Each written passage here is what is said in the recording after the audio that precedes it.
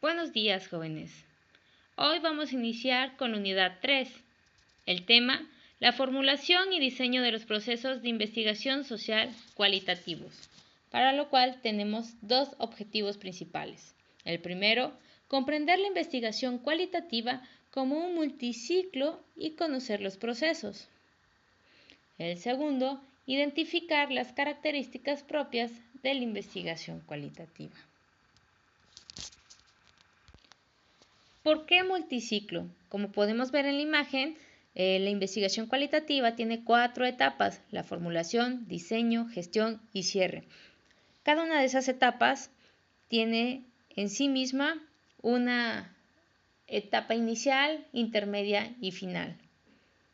Es decir, en la formulación vamos a identificar y delimitar nuestro objeto y sujetos de estudios en una primera instancia.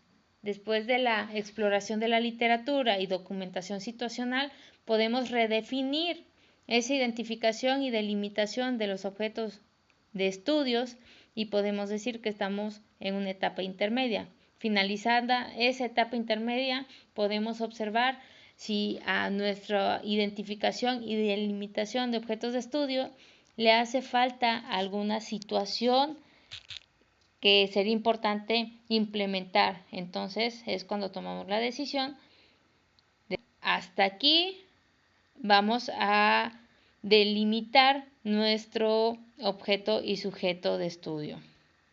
Así pasa con la etapa del diseño, cuando se realiza el mapeo, el muestreo, la anticipación de los dilemas metodológicos y la definición de los medios de recolección de datos. Constantemente vamos a estar recapitulando nuestra toma de decisiones para poder obtener un mejor trabajo de investigación. Es importante recalcar que depende de la población y sobre todo del objetivo y la extensión del trabajo de investigación que debemos o deseamos realizar. Bien, iniciamos la tercera unidad con el tema 3.1, la identificación del tema o problema de investigación. Bien, existe una gran diferencia que se plantea entre las alternativas de investigación de corte cualitativas y cuantitativas.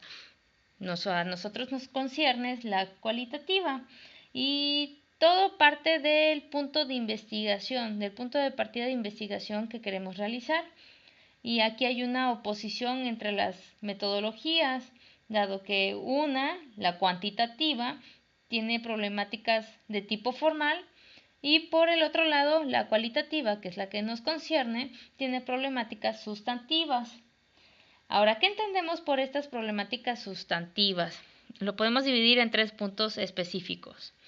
Es aquella que emerge de un análisis concreto, es decir, de una realidad social y cultural específica, y se va más por las manifestaciones prácticas y no por partir de conceptualizaciones previas. Otro punto importante es que se va hacia un sector específico, es decir, se enfoca en una población concreta de estudio. Y finalmente, selecciona específicamente un tópico o un tema, es decir, trata directamente con la manifestación concreta de la realidad humana.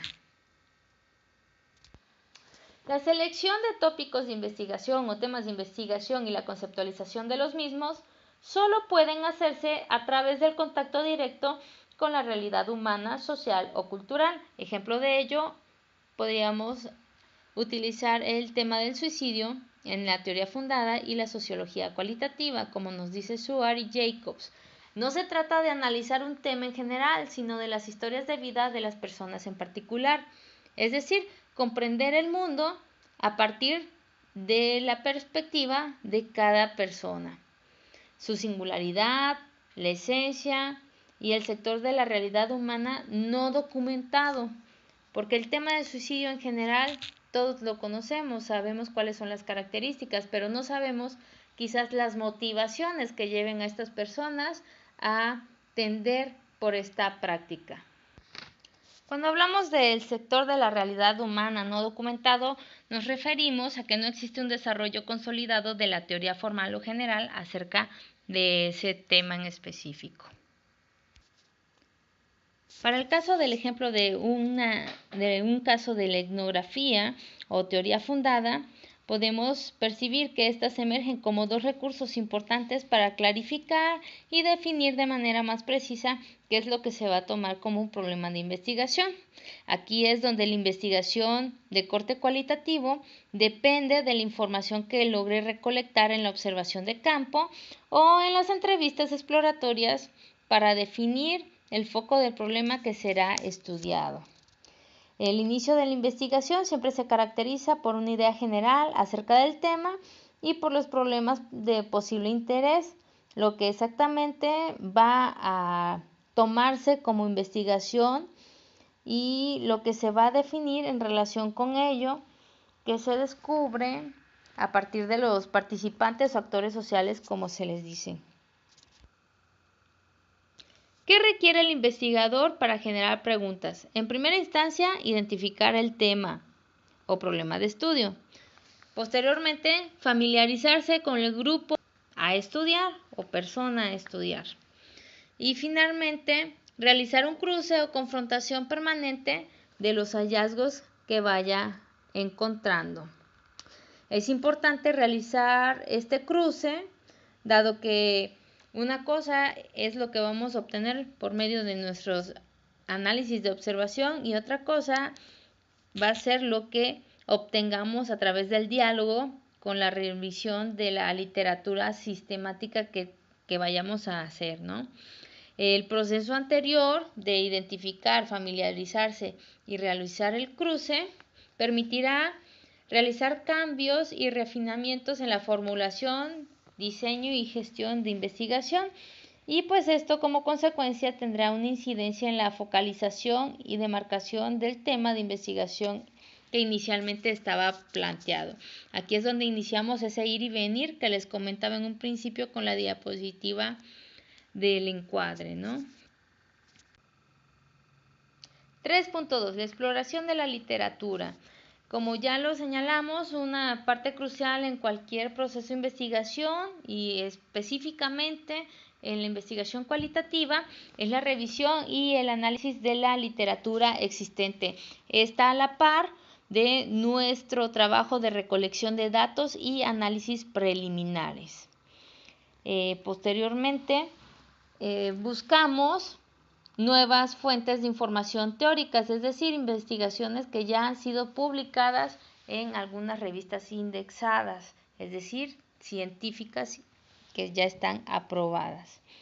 Esto es con la finalidad de conocer cuáles han sido las investigaciones o los hallazgos de estas investigaciones acerca del tema que estamos trabajando o tratando. Con ello vamos a poder constituir un referente teórico muy específico desde una mirada más crítica y reflexiva. 3.3. La documentación inicial sobre la realidad específica del análisis. Aquí hay dos puntos de partida muy importantes. El primero, la revisión de documentación existente y disponible. Y el segundo, la observación preliminar de la realidad en cuestión. ¿Esto cómo lo hacemos? A través de informantes claves a los cuales vamos a realizar entrevistas específicas. Bien, dentro de esta documentación inicial sobre la realidad específica a analizar, tenemos una fase que se llama exploratoria, la cual nos indica 3 puntos relevantes. El primero, documentar la realidad que se va a analizar y perfilar el encuadre para realizar dicha tarea. Posteriormente, esta fase nos permite adelantarnos y familiarizarnos con la realidad que vamos a analizar. Y finalmente, nos ayuda al desarrollo de competencias sociales y culturales básicas, es decir, cómo debemos nosotros como investigadores adentrarnos a nuestro campo de investigación. 3.4. El mapeo. Bien, uno de los elementos básicos al inicio de un trabajo de naturaleza cualitativa está vinculado directamente con el problema de situarse mentalmente, en este caso de nosotros, cómo nos vamos a situar en el terreno o escenario en el cual va a desarrollarse la investigación.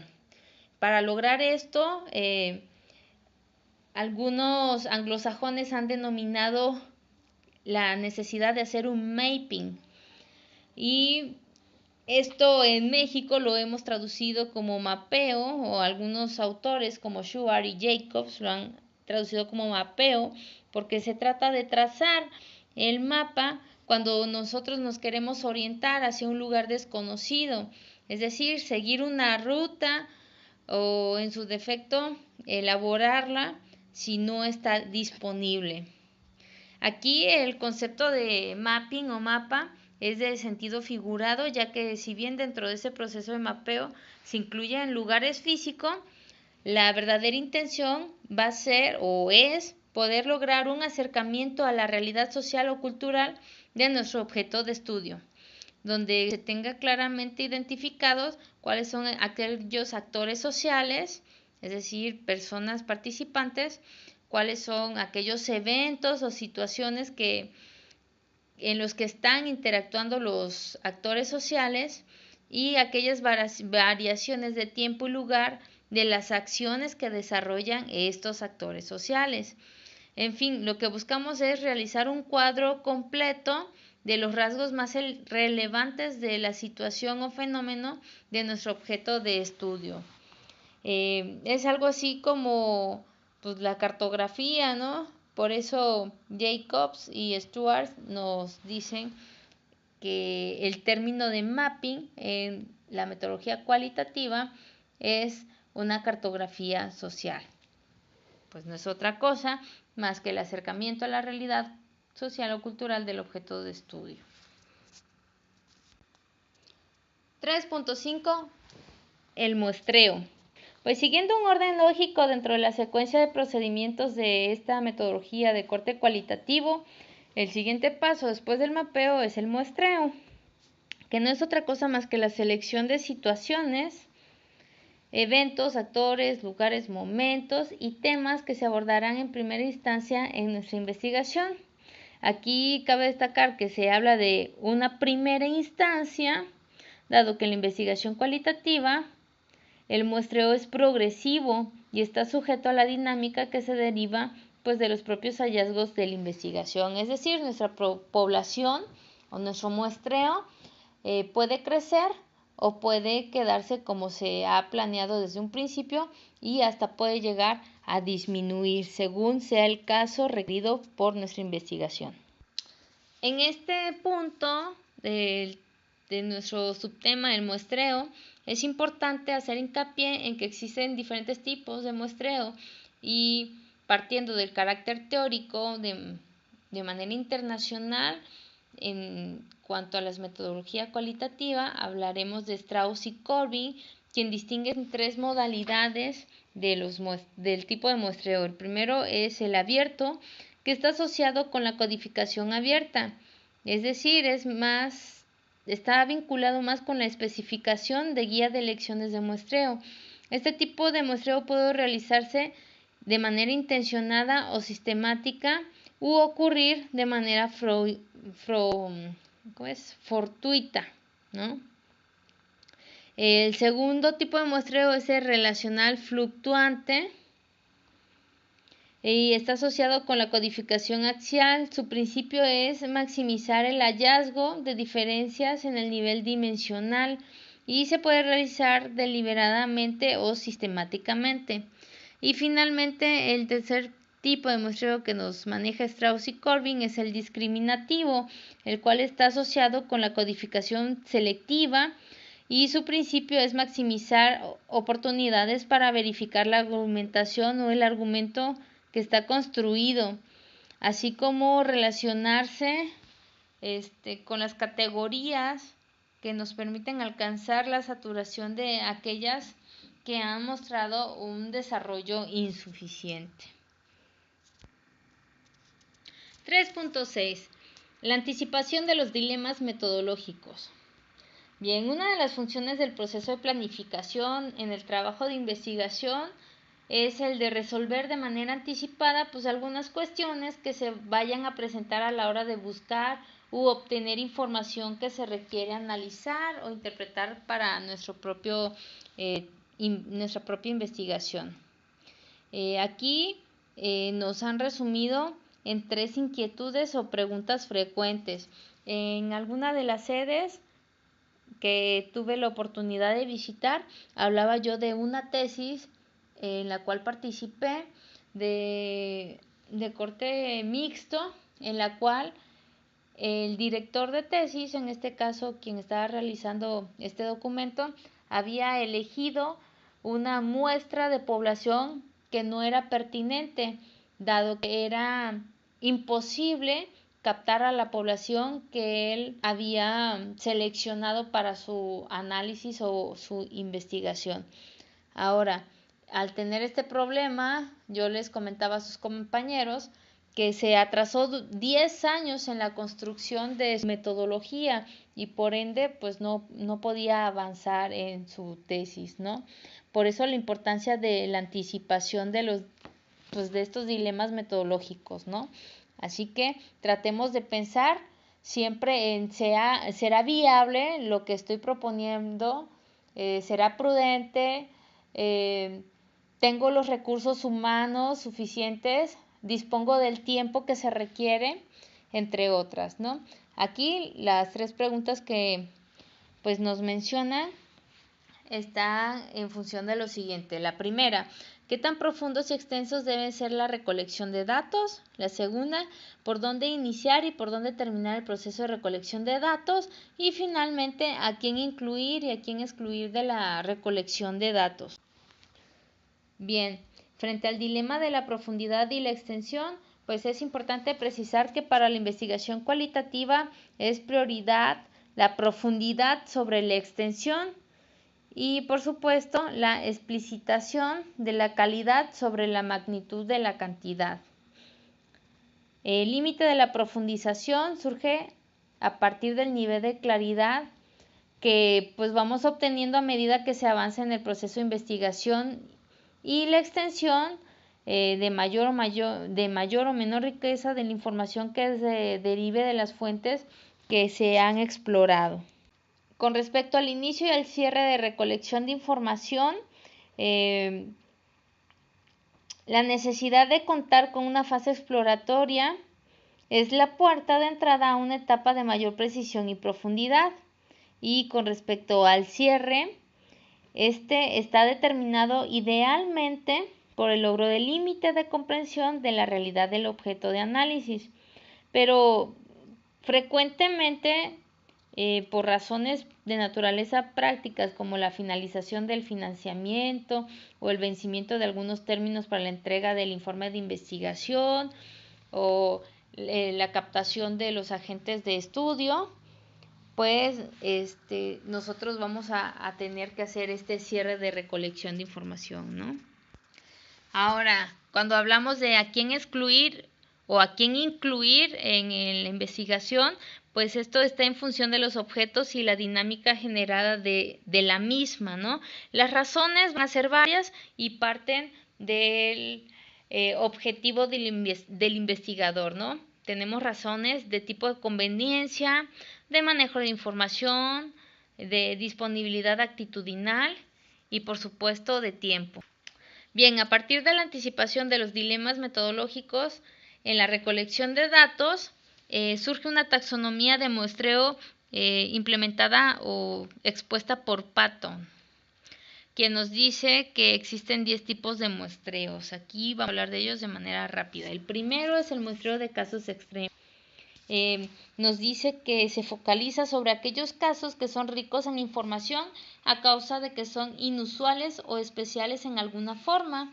La lógica de este tipo de muestreo está en el análisis de las condiciones inusuales que se pueden derivar de aprendizajes útiles, pues para comprender aspectos ocultos en situaciones regulares de nuestra población de estudio.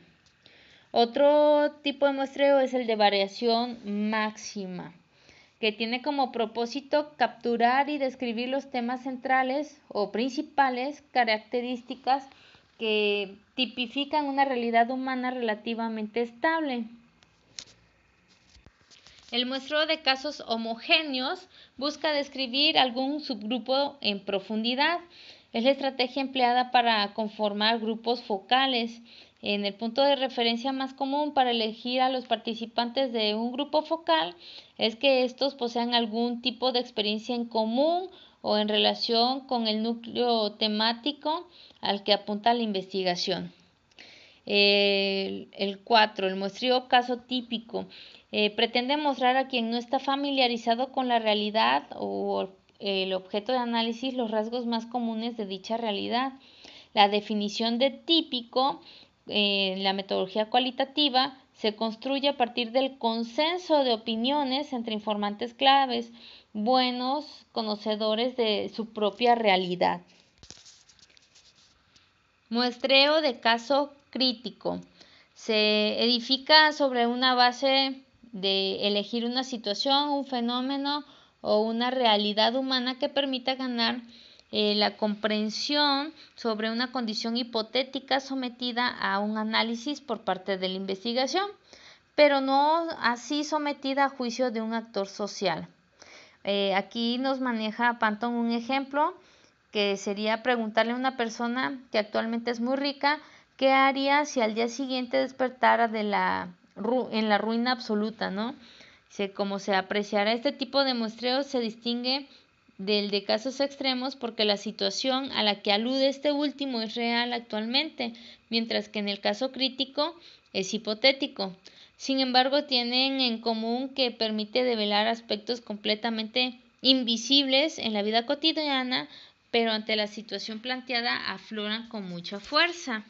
Ahora bien, hablemos del muestreo de cadena o la bola de nieve. Este a mí me encanta porque es muy práctico y lo podemos utilizar para innovar la forma de obtención de datos. Dice, tiene su origen en la búsqueda de comprensión de realidades culturales o personales que por su condición de marginalidad del orden social imperante o por razones específicas se mantienen en la clandestinidad o en la oscuridad del anonimato. Pues la clave aquí está en encontrar un caso pertinente al grupo objeto de investigación y que éste lleve al siguiente o al próximo y así sucesivamente hasta alcanzar el nivel de información suficiente para dar terminada la investigación.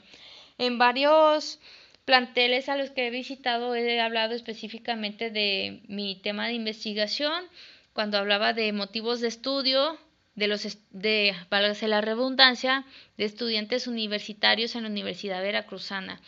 Esta técnica la utilicé para saber cuáles eran los motivos principales por los cuales estos chavos ingresaban a la UV y utilizando la bola de nieve pude captar 5 tipos de motivos muy específicos. ¿Cuándo toma la decisión el investigador de parar la bola de nieve? Pues en el momento en que la información es repetitiva y uno considera que hasta ahí se tienen los datos más relevantes o más comunes acerca de ese tema, ¿no? Yo obtuve 5 motivos: el motivo económico, familiar, personal, educativo y laboral. Bien, el muestreo por criterio lógico, pues este es en donde todos los casos que van a reunir algún criterio predeterminado de importancia.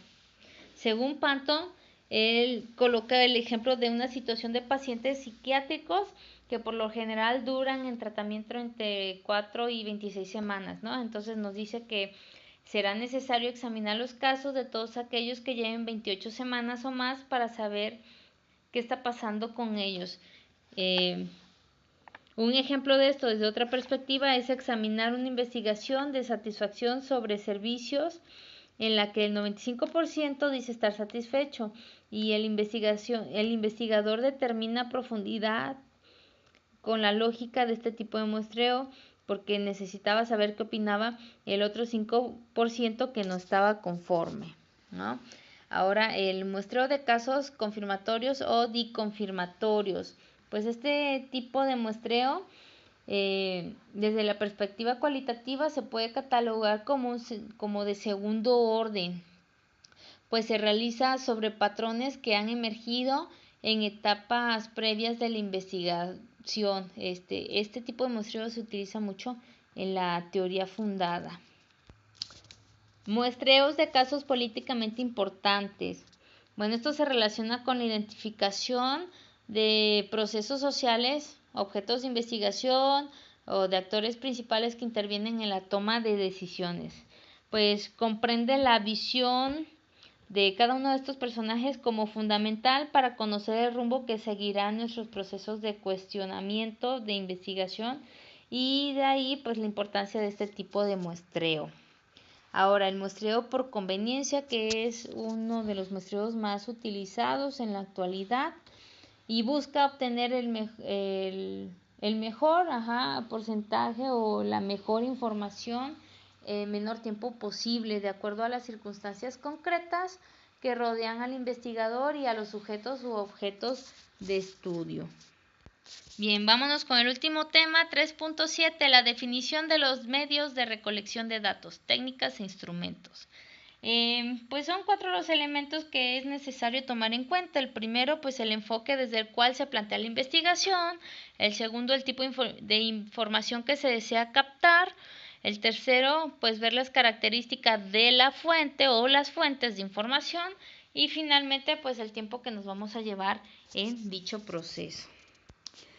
Bien, continuamos con la temática 3.7 acerca de la definición de los medios de recolección de datos y nos vamos con el primer elemento, que es la perspectiva del enfoque. En alguna de las semanas anteriores, algunos de sus compañeros de tanto Yuca me hacían la pregunta acerca de que si era válido que ellos recolectaran la información de un cuestionario por diferentes fuentes. Por ejemplo, me decían, es que no puedo captar a todos los estudiantes de manera personal, entonces podría aplicarle el mismo cuestionario por medio de las redes sociales.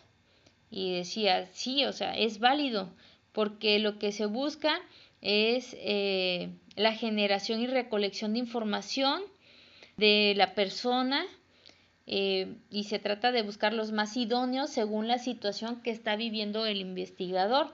En este caso, pues sus compañeros de Tantoyuca no tienen acceso tan fácil a la población más que por los diferentes medios, pero pues es válido, ¿no? Es un mismo instrumento, sin embargo van a utilizar varios medios para la recolección de su información. Bien, en cuanto al segundo elemento referente al tipo de información que se busca recolectar, es importante señalar que depende de las diferenciaciones en cuanto a las posibilidades de los medios que se requieren emplear.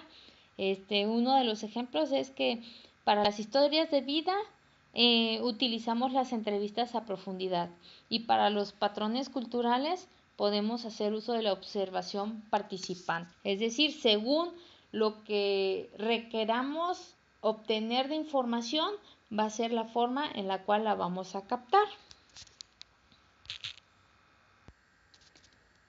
Bien, finalmente, para concluir esta unidad y el tema 3.7, cabe destacar que las características y fuentes de información y cómo utilizar el tiempo lo vamos a ver en la próxima unidad que iniciaremos posteriormente la siguiente semana.